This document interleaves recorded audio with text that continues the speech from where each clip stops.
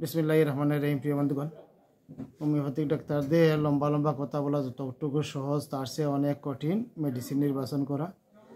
তো মাগরিবের নামাজের সময় আজান হয়ে গেছে। এই সময় একজন মহিলা ওনার 8 বছর বয়সী মেয়েকে নিয়ে আসে। এই মেয়ে গতকালকে হাতের আঙ্গুলে পেঁয়াজ কাটার সময় সামান্য একটু চাল যায় এবং রাত্রে অসহ্য জ্বালা যন্ত্রণা করে আজকেও এখানে অনেক বেশি ঝিলকাইতেছে। তো আমি দেখলাম এই কাটা স্থানে নিউরালজিক পেইন হইতেছে। এমত অবস্থায় এই হোমিওপ্যাথিতে অনেক বড় বড় মেডিসিন আছে, কোনো মেডিসিনেরই এই ধরনের কোনো সিমটম নাই।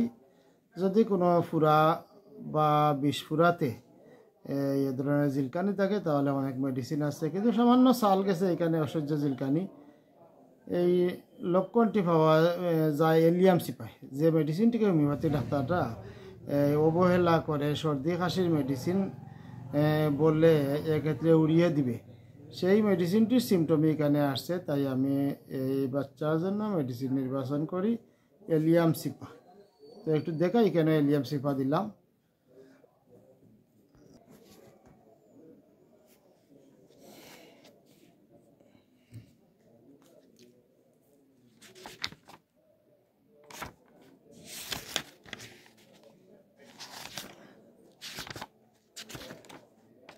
এলিয়াম সিপা, এলিয়াম সিপা, এই যে allium cepa.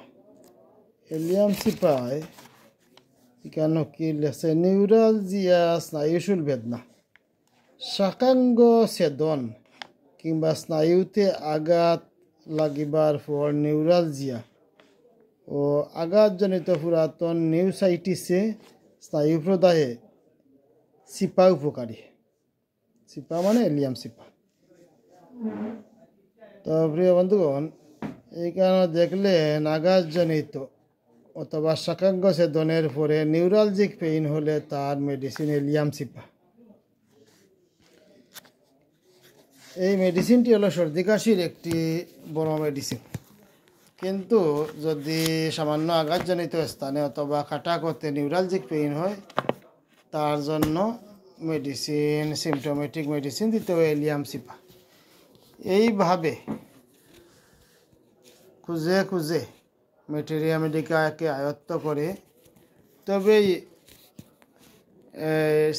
Accurate symptomatic medicine দিতে হবে হোমিওপ্যাথিতে সফলতা পেতে হলে। যদি তাই করা যায় না, রোগী আসলো আর দম করে একটা মেরে দিলেন আর হ্যানিম্যানের গান গাইলেন আর বললেন আমি রবীন বর্মন স্যারের ছাত্র, এতে করে আপনি সফল হতে পারবেন না।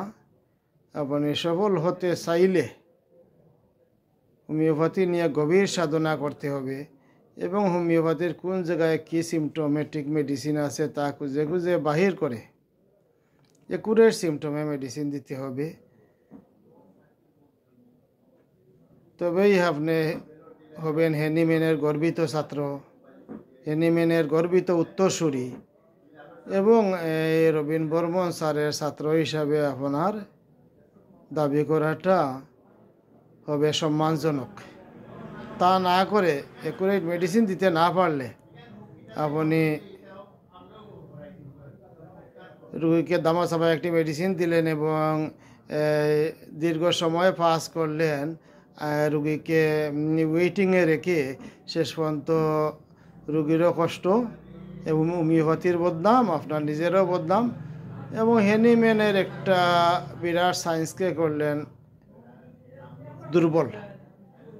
রবীন বর্মন স্যারের ছাত্র দাবি করে স্যারকে করলেন দুর্বল। তো প্রিয় বন্ধুগণ, আমি এটাই বোঝাতে চাইছি হোমিওপ্যাথি একটি গবেষণার বিষয়। এইভাবে গবেষণা করে করে সঠিক সময়ে সঠিক মেডিসিন নির্বাচন করতে হবে। সবাই ভালো থাকেন। আসসালামু আলাইকুম।